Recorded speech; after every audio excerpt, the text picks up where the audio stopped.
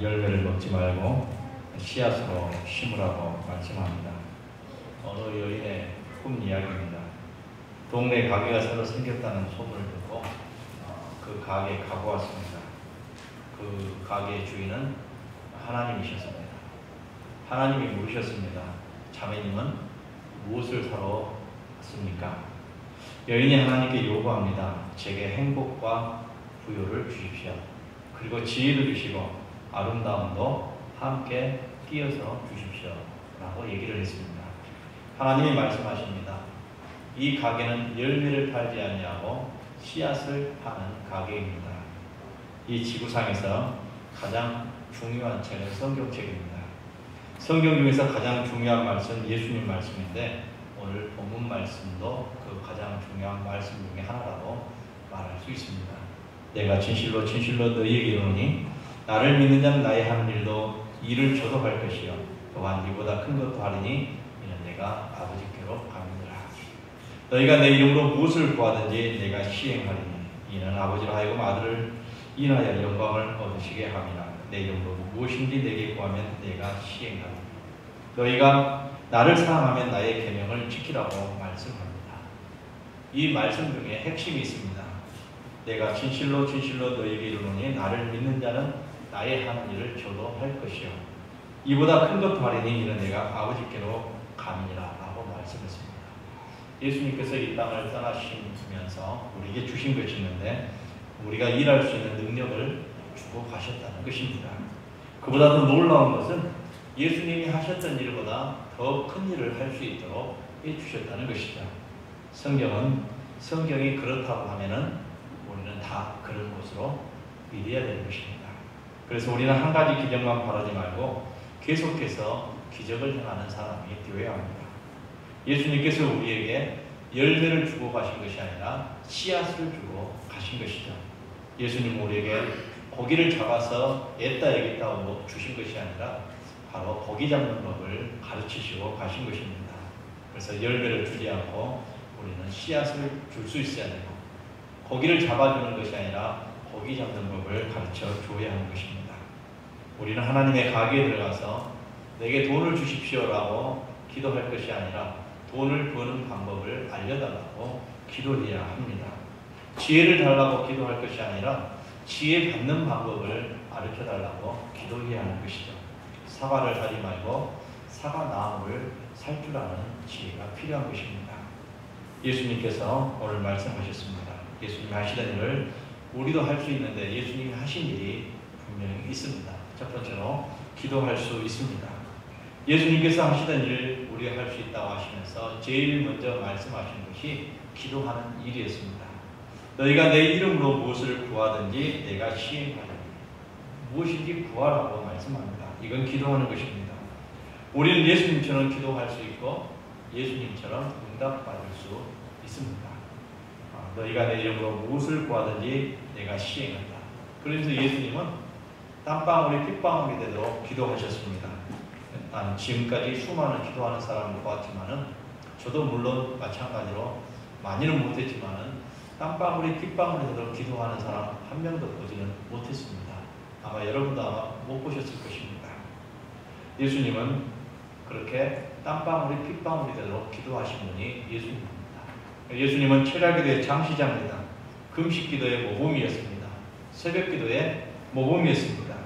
우리는 예수님처럼 기도할 수 있고 또 예수님처럼 기도 응답을 받을 수 있는 자격을 예수님께서 주셨습니다. 예수님께서 하시던 일 우리도 할 수 있는 것이죠. 놀라운 기도자가 될 수도 있고 기도의 응답자가 될 수도 있습니다. 기도는 응답입니다. 기도는 만사를 변화시킨다고 했습니다. 두 번째로 예수님께서 하시던 일이 있는데 병을 고칠 수 있었습니다. 예수님은 말씀하시기 전에 꼭 병자를 고치시기도 하셨는데 처음에는 12제자와 함께 일했습니다. 사역이 넓어지니까 70명의 제자를 더 불렀습니다. 70명 중에 의사는 한 명도 없었습니다. 그러나 70명을 둘씩 짝지어 전도하도록 보내시면서 이렇게 말씀하십니다. 이후에 주께서 달리 70인을 세우사 친히 가시려는 각동 각처로 둘씩 앞서 보내시며 이르시되 추수할 것은 많되 일꾼이 적으니 그러므로 추수하는 주인에게 청하여 추수할 일꾼들을 보내어 주소서 하라. 갈지어다 내가 너희를 보내면 어린 양을 이리 가운데로 보낸 것 같도다. 전대나 주머니나 신을 가지지 말며 길에서 아무에게도 문안하지 말며 어느 집에 들어가든지 먼저 말하되 이 집이 평안할지어다 하라.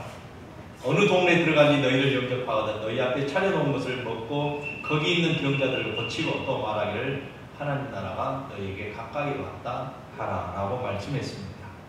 그리고 예수님이 하늘로 올라가시면서 모든 믿는 자에게 이런 말씀을 하십니다.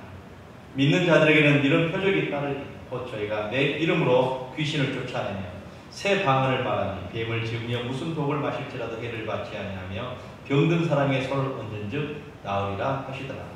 예수님께서는 병자들을 고치셨던 것입니다. 우리도 의사는 아니지만은 병을 고칠 수 있는 능력을 우리에게 주셨습니다. 예수님은 분명히 말씀하십니다. 나를 믿는 자는 나의 하는 일을 저도 할 것이요 라고 말씀하셨습니다. 우리도 할 수 있습니다. 예수님보다 더 큰 일도 할 수 있습니다. 지금 이 자리에서 하나님의 역사가 일어나게 될 것입니다. 하나님이 함께하면 되는 것이죠. 세 번째로는 지혜롭게 살 수 있습니다. 예수님 세상에서 가장 최고로 지혜롭게 사신 분입니다. 지혜롭게 사셨다기보다는 지혜의 근본이 되신 분이 예수님입니다. 은행과 연결되면 돈이 나옵니다. 분명히 그렇습니다. 학교와 연결되면 지식이 나옵니다. 그러나 발전소와 연결되면 뭐가 나옵니까? 전기가 나옵니다. 그러나 예수님과 연결되면 우리에게 지혜가 나온다는 것입니다. 예수님께서 전도하시면서 사용하신 단어는 500단어 정도 사용하셨습니다. 우리가 대학에 가서 배우는 사용하는 단어가 약 2만 단어라고 말합니다. 그러나 예수님은 단순한 500단어로 온 인류를 구원하신 일을 행하셨다는 사실입니다. 예수님 당시에 로마가 이스라엘을 지배하고 있었죠. 그래서 친로마파가 생겼습니다. 이에 질세라 반로마파도 생겼습니다. 우리나라에 친일파가 있었고 또 우리 민족파가 있었던 것과 같습니다. 독립운동하는 사람들입니다. 로마의 세금을 바쳐야 한다, 바치지 말아야 된다, 논쟁이 일어났습니다. 예수님을 올무에 걸리게 하려고 하는 사람의 하나의 장꾀였죠. 그때 한 사람이 묻습니다. 로마에게 세금을 바쳐야 됩니까? 아니면 말아야 됩니까? 바치라고 하면 반로마파에게 올마가 되고 바치지 말라고 하면 친로마파에게 또 올무가 됩니다. 이래도 저래도 예수님을 올가매리는 그런 작전인 것이었죠. 그때 예수님께서 말씀하십니다. 돈을 누가 갖고 있느냐? 돈을 줘봐라. 그래서 한 면을 보니까 로마 황제 그림이 동상이 찍혀져 있습니다. 이 로마 황제, 즉 가이사의 것은 가이사에게 바치고 하나님 것은 하나님에게 바치라고 예수님께서 말씀하십니다. 이처럼 예수님의 일거수일투족은 지혜의 덩어리였다는 사실이죠. 예수님의 지혜가 나타난 한 가지 예화가 더 있습니다. 가늠하다 잡힌 여인의 이야기입니다. 모세 율법을 어기면 사람을 죽이라고 명령했습니다. 그러나 예수님은 원수도 사랑하라고까지 사랑을 강조하신 예수님입니다. 가늠하다 잡힌 현장에서 잡힌 그 여인, 돌로 쳐서 죽여라 그러면은 모세 율법을 이행하는 것이기 때문에 법적으로 좋은데 예수님이 하신 말씀, 사랑하는 말씀에는 위배됩니다. 또 이는 놓아줘라, 죄가 없다, 용서해줘라 라고 말하면 모세 율법을 어긴 것이기 때문에 예수님도 율법을 어긴 그런 죄를 갖게 되는 것이죠. 그때 예수님께서 말씀하십니다. 이들이 하는 얘기는 한마디로 5대 맞을래 10대 맞을래 선택의 결과일 뿐이었습니다. 그러나 예수님은 죄 없는 자가 돌로 먼저 쳐라라고 말씀을 하십니다. 이 가늠한 여인, 이 여인을 향하여 돌을 던지는 사람은 아무도 없었습니다. 결국 이 두 사람만 남게 되었죠. 그때 예수님이 말씀하십니다. 나도 너를 정죄하지 않으니 가서 다시는 죄를 짓지 말라. 이것이 예수님의 지혜인 것입니다. 예수님이 하시는 일 우리도 할 수 있습니다. 우리도 매사에 지혜롭게 살 수 있고 주님이 주시는 그 지혜만 있으면 지혜로운 성도가 될 수 있는 줄로 믿습니다. 갑부 삼촌이 죽었어요.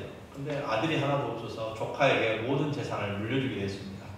그래서 전 재산을 이제 물려주면서 많은 사람들, 동네 사람들을 모아놓고 유언을 합니다. 너는 내 유일한 친척이다. 그러니 내가 너에게 전 재산을 물려주겠다. 비싼 돌을 하나 사가지고 하나에 내 이름을 새겨서 무덤에 두라고 말을 합니다. 유언을 합니다. 그래서 이 삼촌이 죽었습니다. 그래서 비싼 돌을 사라 그러니까 세상에서 제일 비싼 돌이 무엇인가 봤더니 다이아몬드가 제일 비싼 거예요. 다이아몬드를 이만한 덩어리를 하나 사가지고 제 전 재산을 다 팔아서 샀습니다. 그리고 나서 이걸 무덤에다 이제 안 두고 자기 손가락에다 끼워 가락지를 만들어가지고 손가락에 끼고 다니는 거예요. 그러니까 많은 사람들이 항의를 합니다. 왜 너는 유언을 지키지 않느냐? 그래서 고발합니다. 그래서 그곳에 가서 너는 왜 너희 삼촌 무덤에 묘비를 큰 돌을 사서 그 이름을 새겨놓지 않냐고 왜 다이아몬드를 사가지고 네 몸의 영화를 누리게 하느냐 하면서 이제 재판을 시작했습니다. 그때 마지막으로 할 말이 없느냐라고 물으니까 말합니다. 나는 삼촌이 말한 대로 가장 비싼 돌을 사라 그래서 가장 비싼 돌 세상에서 다이아몬드가 비싸서 그걸 샀습니다. 그리고 그 다이아몬드에 삼촌 이름을 새겨 넣습니다. 보십시오. 이걸 갖다가 무덤에다 놔두면 도둑놈이 와서 가져갈 것 같아서 그런다고 내가 하루 종일 360을 지키고 있을 수 없으니까 제일 좋은 방법은 내가 가지고 다니는 것이 제일 좋은 방법입니다. 그래서 내가 손가락에 끼워서 지금 가지고 다니고 있습니다. 라고 얘기를 했습니다. 여러분 어떻습니까? 이 사람도 지혜로운 사람 중에 한 사람인 것이죠. 종교 지도자들이 모여서 토론을 하던 중에 이런 얘기가 붙었습니다. 사람이 죽어서 관이 지나가는데 사람들은 관이 지나갈 때 오른쪽으로 가야 될까요? 왼쪽으로 가야 될까요? 이거 가지고 논쟁이 붙었습니다. 그때 지나가던 나그네가 있었습니다. 그러면 저 사람에게 우리 심판을 보게 하자. 그래가지고 자초지종을 얘기했더니 그 지나가던 나그네가 대답합니다. 당신이 관 속에 들어가 있지 않는 이상 아무 상관이 없습니다. 관 속에 들어가 있는 사람이 아닌 이상 아무 상관이 없다고 얘기를 합니다. 지혜로운 대답이죠. 이런 하나님의 지혜만을 모아놓은 것이 탈무드입니다. 탈무드에 이런 얘기 하나 더 나옵니다. 자기소가 옆집 할아버지 채소밭에 들어가가지고 채소밭을 다 엉망으로 만들어놨습니다. 이 할아버지에게 분명히 이제 얘기를 하면은 모든 걸 다 물어내라 그러고 이 황소까지도 뺏기게 생겼습니다. 그래서 지혜를 짜냈습니다. 그리고 이 할아버지에게 찾아갔습니다.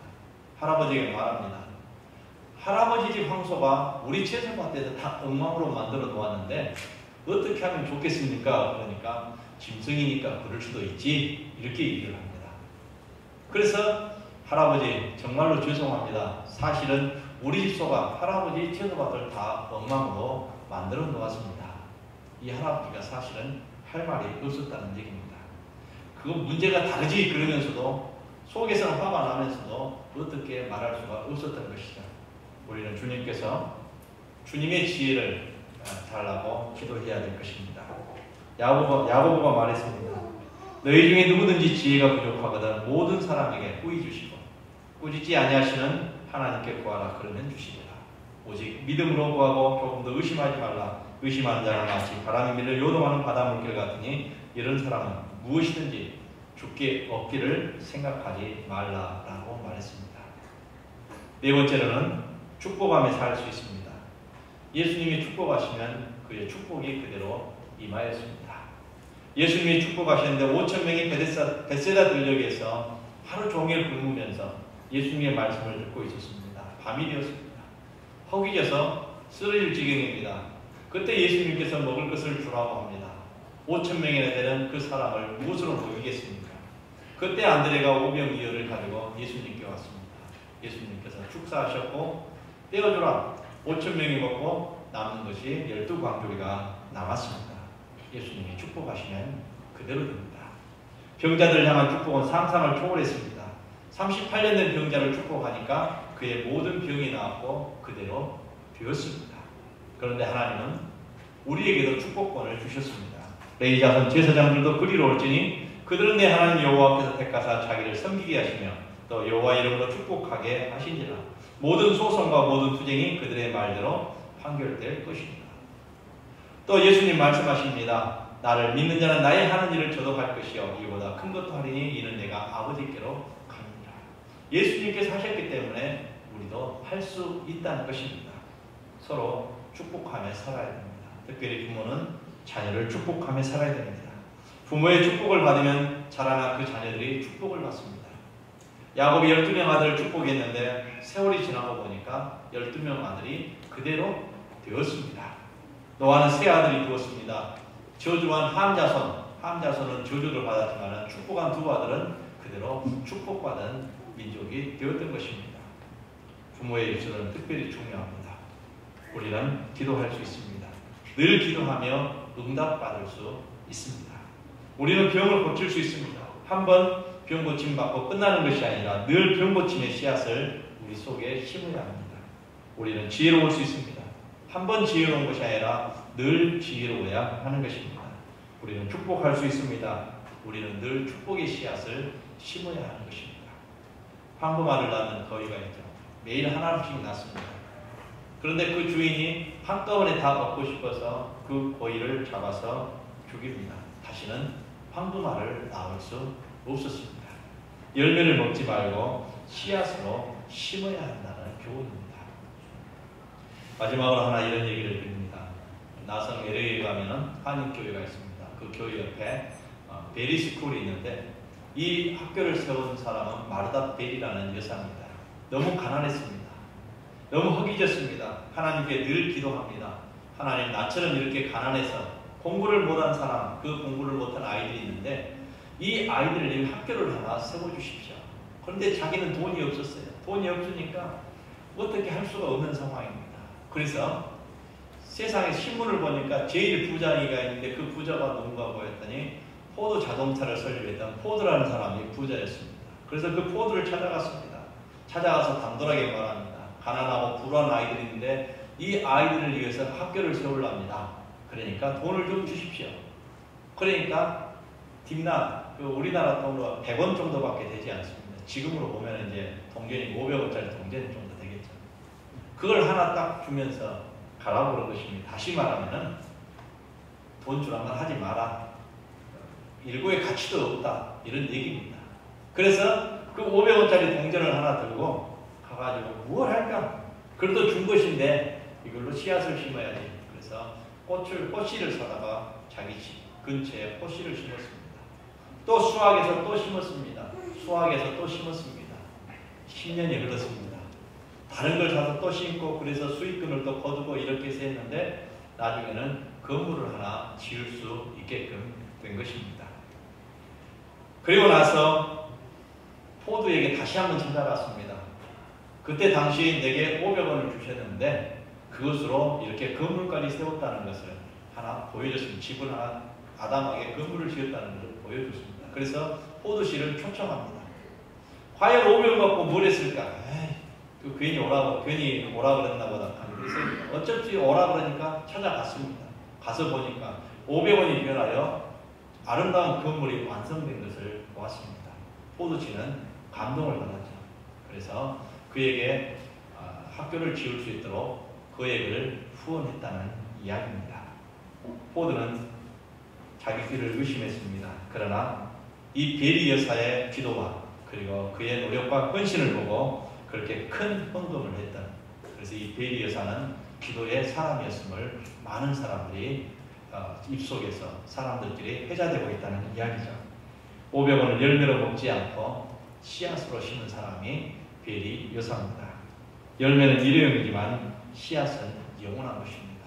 우리 성도 여러분들도 여러분 속에 있는 말씀을 열매로 먹지 마시고 씨앗으로 심어서 귀한 큰 열매를 맺는 나무가 되시기를 주여 부탁을 드립니다. 기도하겠습니다. 아버지 하나님 감사합니다. 우리는 맛있는 열매를 먹기를 원합니다. 그러나 하나님은 우리에게 먹지 말고 나무도 크라고 씨앗을 주십니다. 그러나 우리는 착각할 때가 많습니다. 모든 것이 달콤한 열매가 되기를 원하고 있습니다. 아버지 하나님, 하나님께 우리 주신 씨앗, 우리도 다른 사람에게 귀한 씨앗을 줄 수 있게 해주시고, 그래서 주렁주렁 하나님이 원하시는, 기뻐하시는 소담한 열매를 맺는 우리 성도들이 되게 하여 주옵소서. 우리 인생길, 또 우리가 신앙생활 할 때 날마다 달콤한 것만 있는 것은 아니라는 것을 기억하게 해주시고, 그래서 더욱더 인내하고 그리고 우리 자신을 희생하고 헌신하며 하나님의 뜻을 이루어가는 믿음의 성도들이 다 되게 하여 주옵소서. 믿사오며 예수님의 이름으로 기도하옵나이다. 아멘. 이제는 우리 구주 예수 그리스도의 은혜와 하나님 아버지의 무한하신 사랑하심과 성령님의 교통하시고 인도하시고 역사하시니 하나님의 뜻을 따라 이 땅에서 하나님 주신 지혜를 가지고 아름다운 모습으로 살아갈 원하는 우리 모든 성도들 머리머리 위에와 그 가정 위에 이제부터 영원토록 함께 하옵기를 간절히 축원하옵나이다. 아멘.